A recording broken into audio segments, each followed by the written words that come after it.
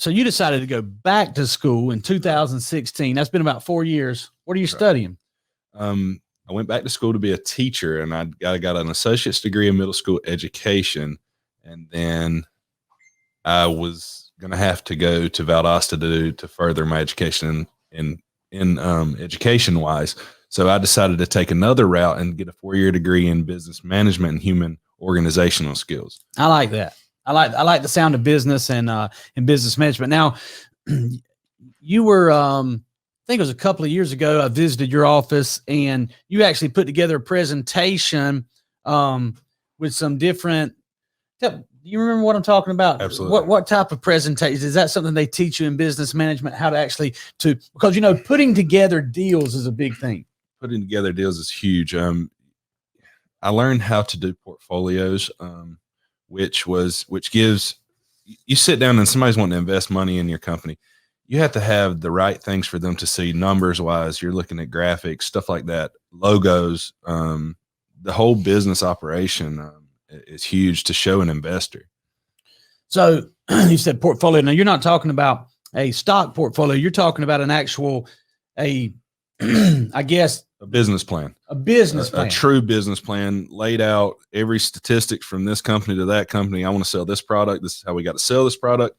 If this doesn't work, we'll go to another product. Okay. So let's talk about that then. If you have a company and it doesn't really matter what, I guess what step you're at along the way, you may be a startup that doesn't have any business yet.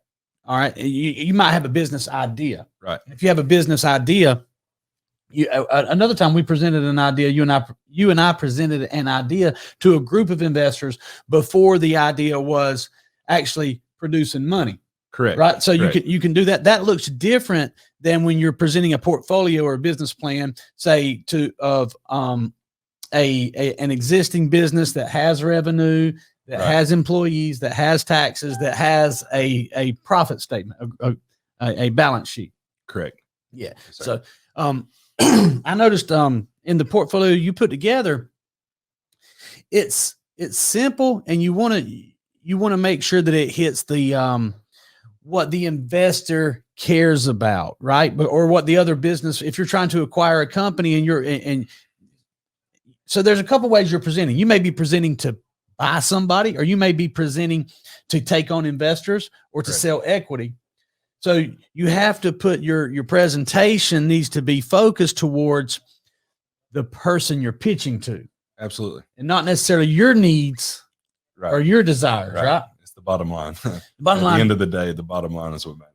So. To the investor, because the investor, or to whomever you're pitching to, because if there's a buyer and a seller, or if there's a business owner, if there is the startup idea guy, and then there's the investor or the person that's wanting to buy the company, they definitely have different agendas.